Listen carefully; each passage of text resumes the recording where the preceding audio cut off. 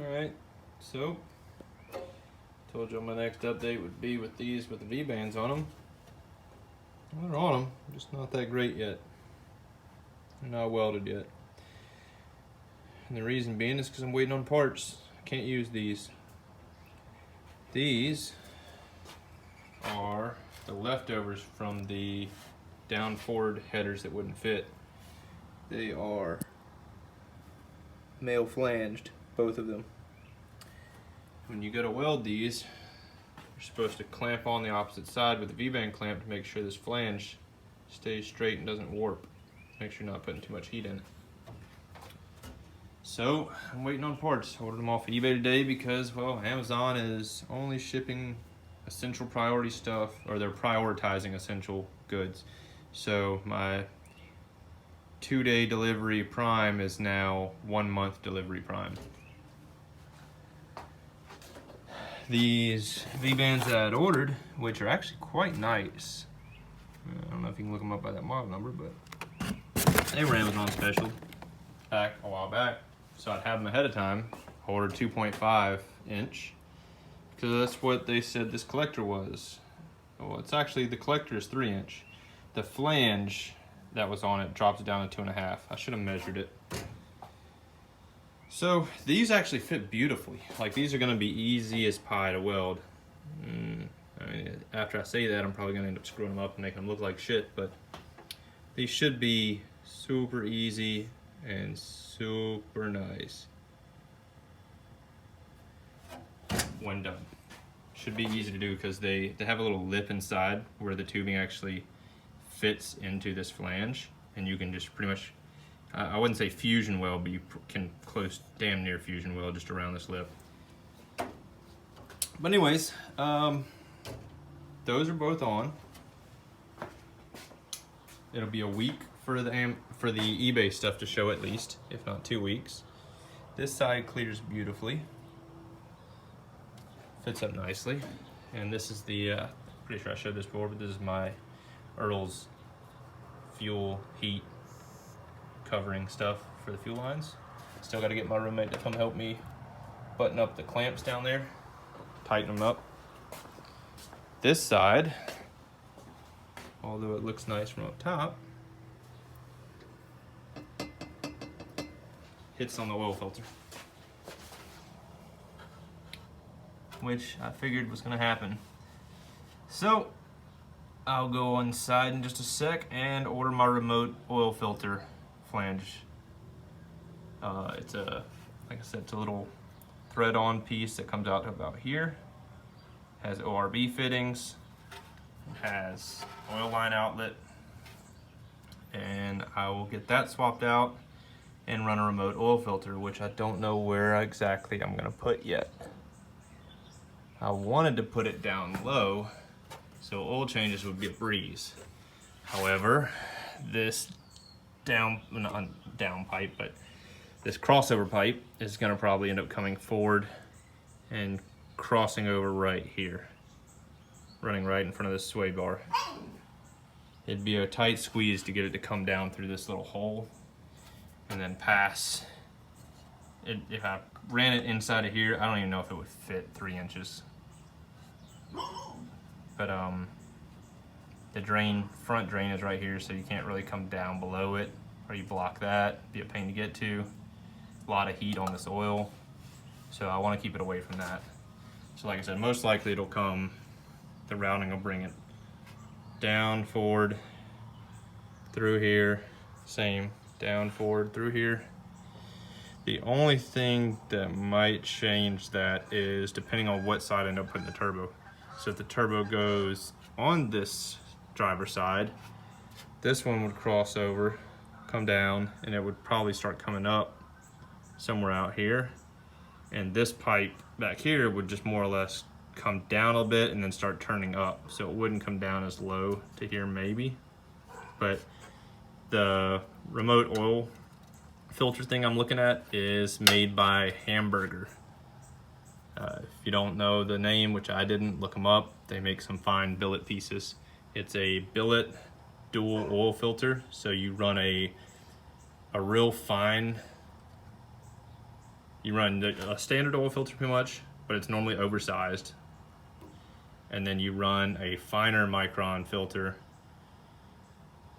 that is a bypass filter. So it'll filter out pretty much way more in depth. Your oil lasts way longer when you do this. If you look at a bunch of videos of people running these, it's what diesels run as well.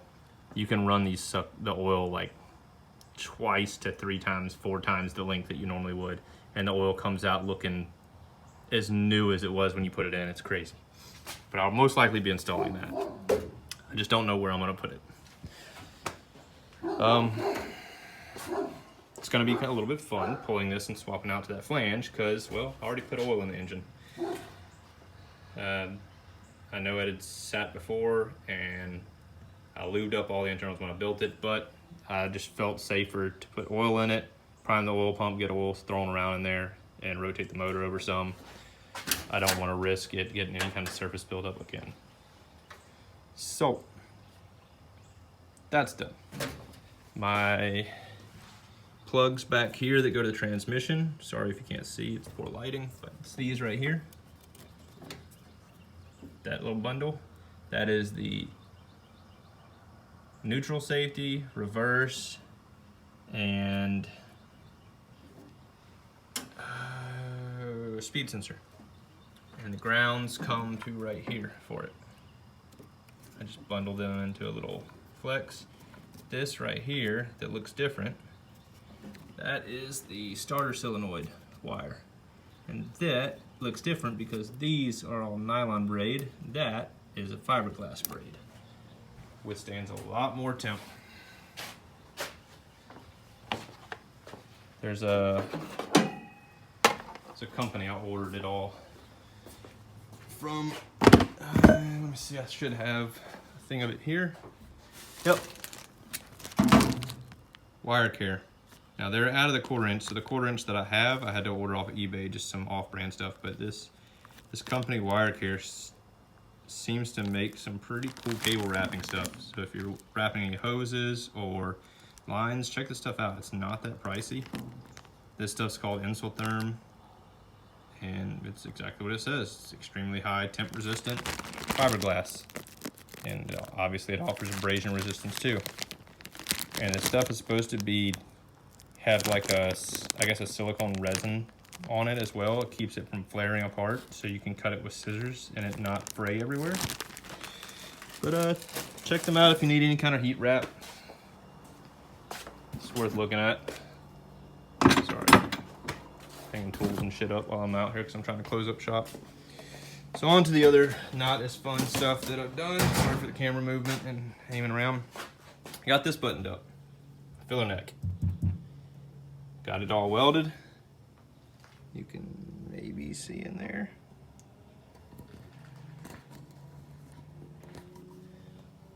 Maybe not. Anyways, pour 15 coated, and lesson learned twice because I dinged this a little bit putting it in. Forgot pour 15 has to sit for like 72 hours until it actually cures up fully. I learned that lesson on that drive shaft too. I'll show you about that in a second. But my cap locks up solid. I put a little bit of pour 15 on the inside where I welded as well. I didn't put it on this flange or this very lip. I figured that might end up eventually chipping or rubbing off. I didn't want to get in the paint, so I kept it off the face of that. But new gasket, new rubber seal on the back of this.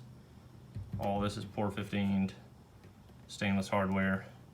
That's my hole for my lock. And there's the matching hole. And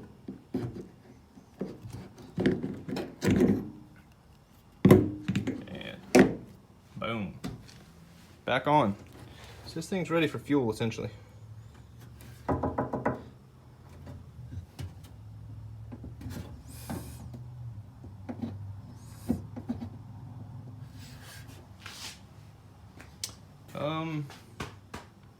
What else? Another part I'm waiting on.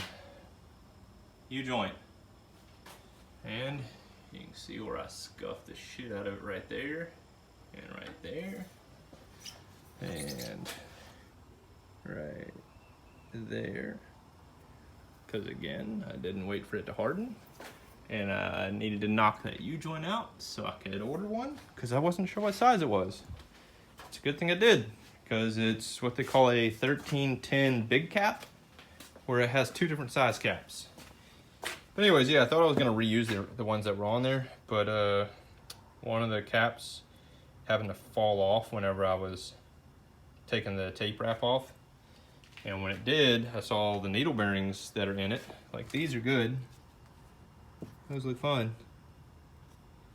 But on the one cap, there were a couple needle bearings that had fallen down. So I was like, oh, I'll just clean it all out, repack it with fresh grease, reassemble it, good to go. Well, when I did, one of the needle bearings came out about half as long as it's supposed to be.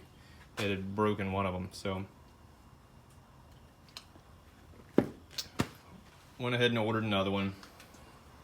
If anyone has these, I can get you the part number if anyone is running this 1310 big cap, because it was a little bit of a trick to find one.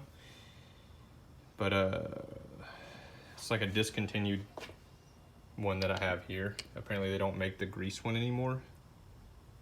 At least not the Spicer or whatever. So I ordered what they called a solid one, non-greasable. It's supposed to be a lifetime U-joint. We'll see.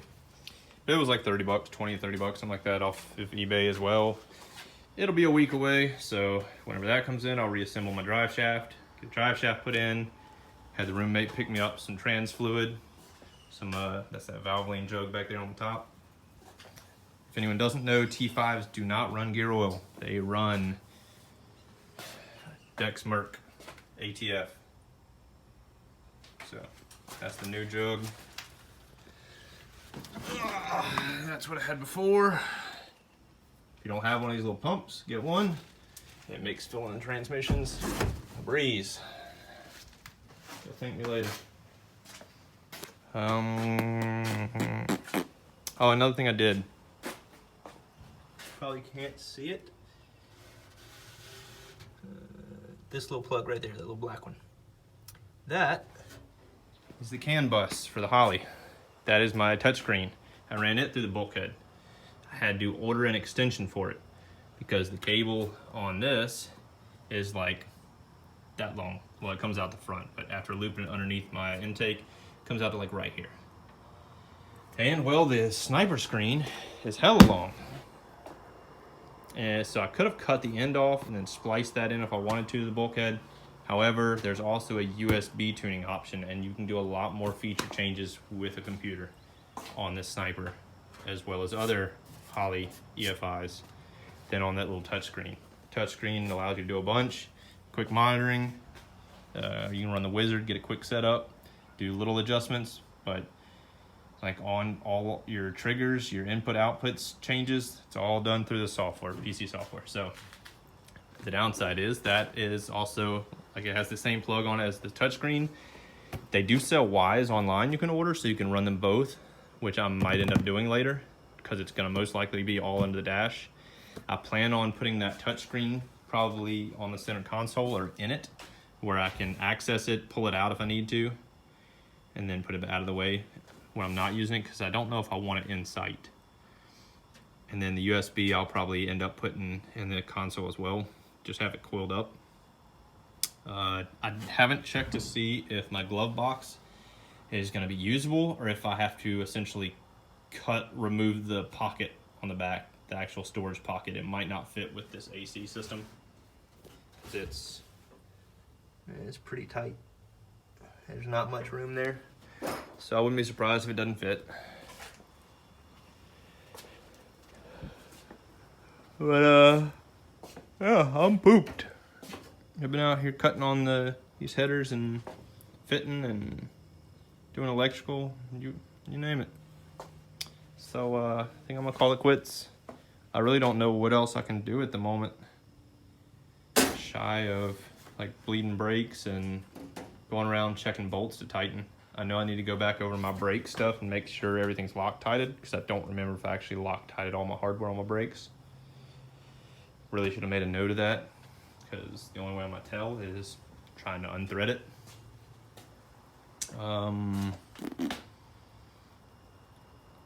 Eventually these doors have to be stripped and epoxied, but I'm dreading that. I really am tempted to do them on the car because I don't want to pull them off again. They're just a bitch. Especially by yourself. Well, even with two people, it's not the easiest. But, all right, that's it, guys. I'll bring back probably a week to 2 weeks later whenever I get the V-bands and start working on the crossover. Because it's looking like I'm going to end up running this thing turbo. I do have to try to figure out what turbo to get. My original plan was to run single and then buy another of that same type that I buy for this single whenever I go with the bigger motor in the future, which I plan to go a stroke 351 427 small block. Yeah, I planned on running that motor twin turbo. And from looking at flow charts and stuff, it doesn't look like that's gonna really fit too well. I'm either gonna be running a turbo that doesn't fit this motor at all for now, or end up screwing myself in the future and have to buy 2 more turbos later. Because the one single that'll fit this won't fit 2 of them on the 427. It just doesn't math out.